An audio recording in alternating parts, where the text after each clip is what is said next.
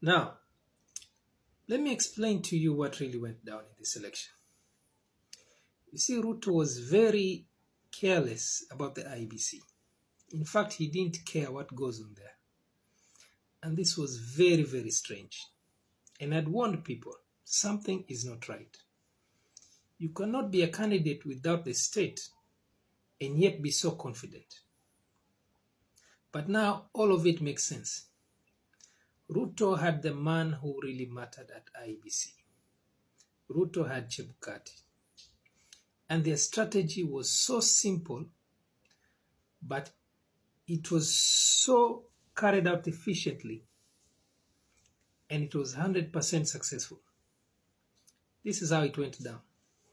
They knew scientifically they didn't have the numbers. They knew the only way out was to cheat.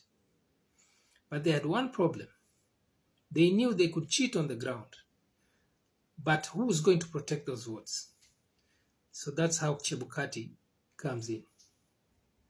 Now, on the material day of the elections, UDA went about bribing returning officers and Azimio agents on the ground. Azimio agents were actually signing blank Form 34As. So UDA got to fill whatever figures they wanted. There was a low voter turnout in Central, but they still managed to inflate their figures. Now the secret was this: inflate the figures on the ground, and then Chebukati will protect those figures. That is how Chebukati pulled that stunt off, opening up those servers. Everything was on the portal, so you were just told go and download.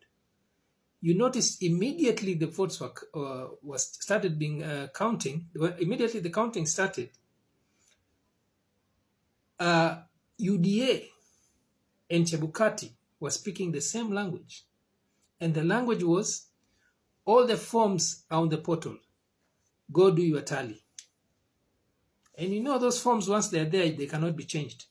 And the reason why Chebukati put them there openly was to protect those figures from this deep state, to keep them away from the state, so the state could not do anything.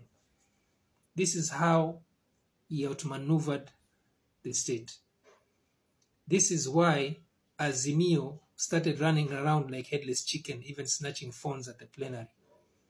They were so outwitted. They never saw this. Our guys were sleeping on the job. And look what